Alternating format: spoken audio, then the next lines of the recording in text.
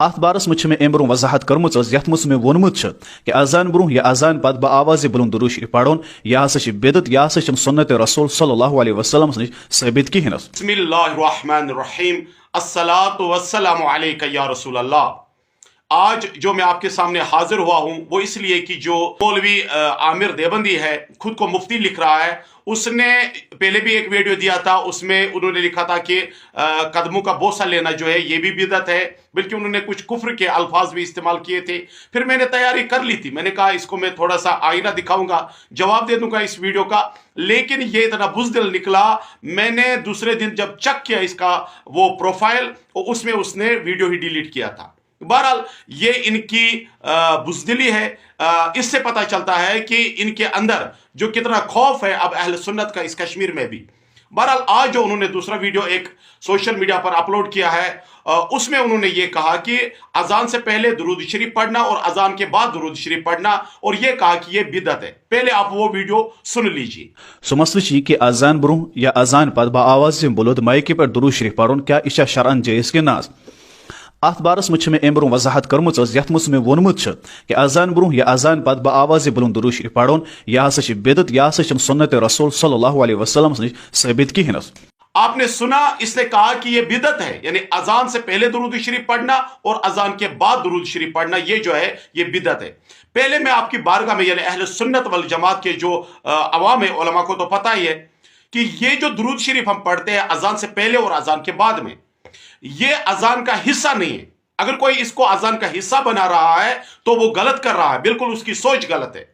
اس کو کیا کرنا چاہیے؟ پہلے درود شریف پڑھو، اس کے بعد تھوڑا سا وقفہ کرو تاکہ یہ اذان کا حصہ نہ بنے، اس کے بعد اذان دے دو، اس کے بعد پھر درود شریف پڑھو، اس کے بعد پھر دعا پڑھو. تو عامر دیوبندی نے یہ کہا کہ یہ رسول اللہ صلی اللہ علیہ وسلم سے ثابت نہیں. حالانکہ میں آپ کو ایک بات کہوں، کل میں ایک چھوٹا سا ایک مدرسہ ہے، اس میں یہ ویڈیو سن رہا تھا، تو وہاں پر جو باورچی ہے اس نے کہا کہ ناصر صاحب اب میں بھی ویڈیو بناؤں گا. میں نے کہا کیوں؟ کہا کہ یہ دیکھو یہ بندہ ویڈیو بنا رہا ہے اور اس کو اتنا بھی نہیں پتا کہ اذان کا حصہ بنانا اور اذان سے پہلے اور اذان کے بعد درود شریف پڑھنا اس میں کیا فرق ہے. میں نے اس کو کہا، میں نے کہا یہ دیوبندیوں کا مفتی ہے. اس نے کہا یہ مفتی ہے، پھر میں اپنے نام کے ساتھ شیخ الحدیث لکھوں گا اگر یہ مفتی ہے. بہرحال میں آپ کو کہوں گا یہ مسلم شریف ہے میرے پاس، یہ شاید عامر دیوبندی نے یہ پڑھی نہیں ہوگی، ورنہ یہ خود کہتا ہے کہ یہ رسول اللہ صلی اللہ علیہ وسلم سے ثابت ہی نہیں. نہ درود شریف اذان سے پہلے پڑھنا ثابت ہے، نہ اذان کے بعد درود شریف پڑھنا ثابت ہے. یہ ہے مسلم شریف جلد اول ہے، اس میں حدیث پاک ہے کتاب الصلاۃ کے اندر. حضرت عبداللہ بن عمر بن عاص رضی اللہ تعالیٰ عنہ بیان کرتے ہیں، انہوں نے نبی اکرم صلی اللہ علیہ وسلم کو یہ ارشاد فرماتے سنا. صحابی کہتا ہے کہ میں نے سنا نبی پاک صلی اللہ علیہ وسلم فرما رہے تھے، کیا؟ جب تم مؤذن کو اذان دیتے ہوئے سنو تو وہی کلمات کہو جو مؤذن کہہ رہا ہے، پھر مجھ پر درود پڑھو. نبی پاک صلی اللہ علیہ وسلم فرما رہا ہے جب تم مؤذن کی اذان سنو جو وہ کہے وہ تم بھی دہراؤ. اس کے بعد نبی مختار صلی اللہ علیہ وسلم نے فرمایا تو پھر اس کے بعد مجھ پر درود پڑھو. تو عامر دیوبندی ایک سوال کا جواب تو آپ کو مل گیا کہ آپ نے یہ کہا تھا اذان کے بعد درود پاک پڑھنا یہ رسول اللہ صلی اللہ علیہ وسلم سے ثابت نہیں، تو مسلم شریف سے میں نے ثابت کر کے دے دیا.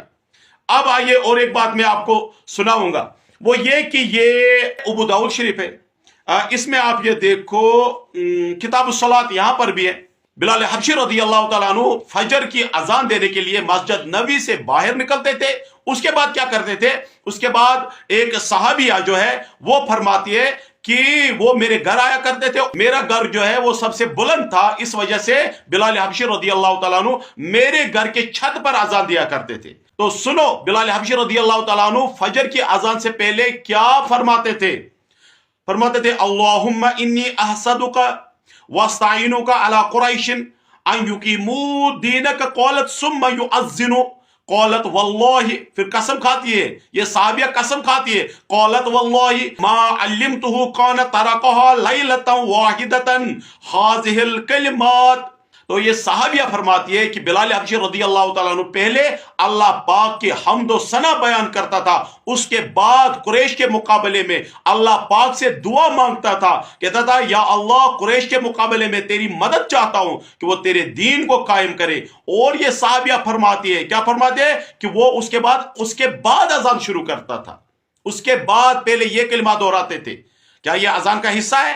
नहीं, अजान का हिस्सा नहीं, ये पहले ये कलिमा दोहराते थे और उसके बाद ये सहाबिया जो है ये फरमाते हैं बिलाल हबशी रदी अल्लाह तआला अन्हु उसके बाद अजान दिया करता था। उसके बाद ये फरमाती है क्या कौलत वल्लाही, फिर अल्लाह की कसम खाकर ये सहाबिया कहती है मा अलिमतुहु कान तरकहा लैलतन वाहिदतन हाज़िहिल कलिमात, मुझे अल्लाह की कसम है मेरे इल्म में ऐसी एक रात भी नहीं गुजरी जबकि उन्होंने ये अल्फाज ना कहे हों।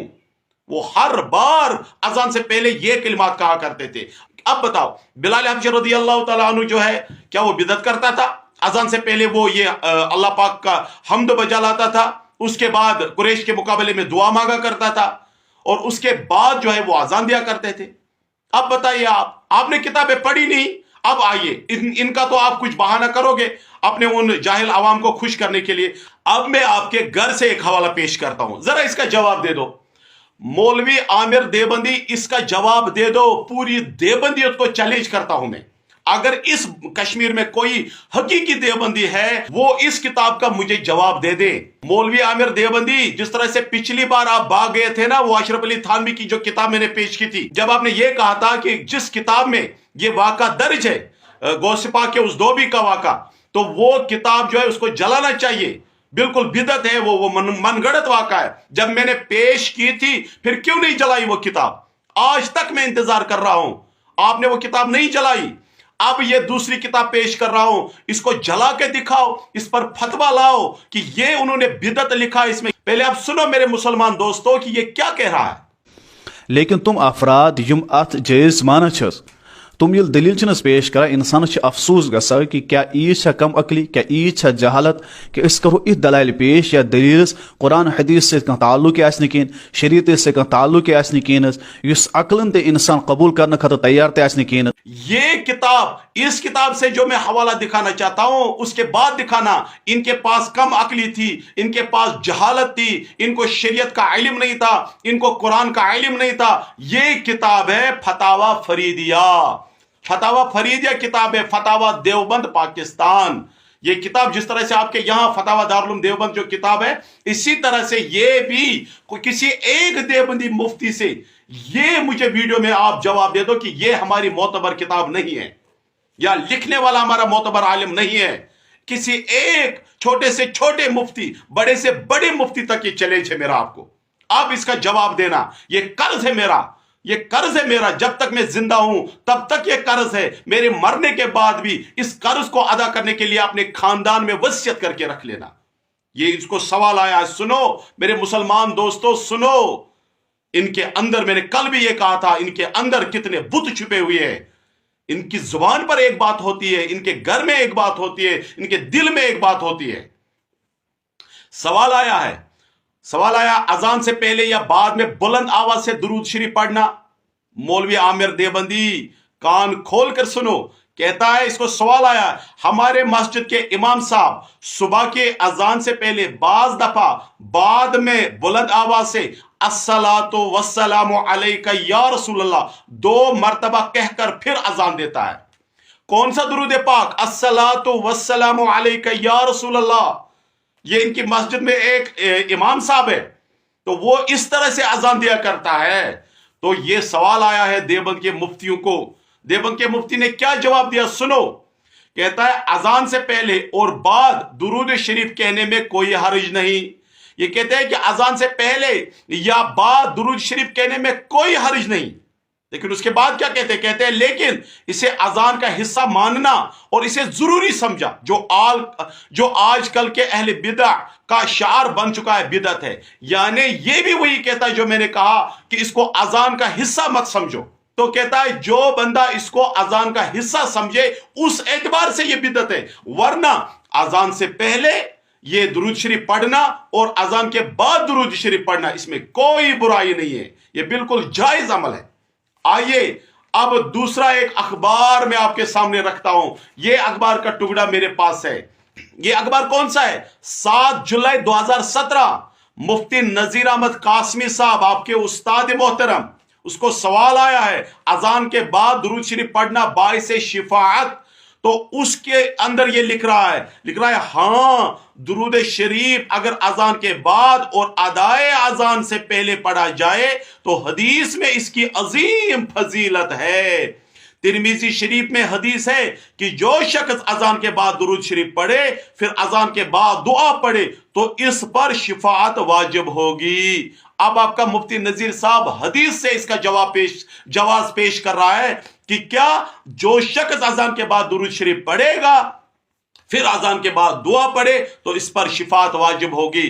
अब बताओ, आपने ये कहा था मौलवी आमिर देवबंदी कि आपने ये कहा था कि अजान से पहले दुरूद शरीफ पढ़ना, अजान के बाद दुरूद शरीफ पढ़ना ये बिदअत है। मुझे यकीन है इंशाअल्लाह अज़्ज़ व जल आमिर देवबंदी इस किताब को आप जलाओगे, क्योंकि इस किताब ने आपका रद्द किया, आपके बुजुर्गों ने आपका रद्द किया है। अच्छा, इसी वीडियो में ये बंदा कह रहा है कि दुरूद शरीफ पढ़ना फर्ज है। दुरूद शरीफ पढ़ो इस हर मुसलमान पे फर्ज है। अब ये बंदा खुद को मुफ्ती कहता है, इसको इतना भी नहीं पता दुरूद शरीफ जिंदगी में एक बार पढ़ना फर्ज है। दुरूद शरीफ जिंदगी में एक बार पढ़ना फर्ज है और बाकी दिनों में फर्ज नहीं बल्कि वाजिब है। और ये बंदा कहता है कि दुरूद शरीफ पढ़ना फर्ज है। दुरूद शरीफ जिंदगी में एक बार पढ़ना फर्ज है, फिर फर्ज नहीं, फिर ये वाजिब है। अरे अल्लाह के बंदे, आपको तो अभी फर्ज और वाजिब का पता नहीं और आप खुद को मुफ्ती कह रहे हो। बहरहाल हमारा काम है जलाते रहो चिराग, रास्ते में चाहे दोस्त का या दुश्मन का घर मिले। अस्सलामु अलैकुम व रहमतुल्लाहि व बरकातुहू।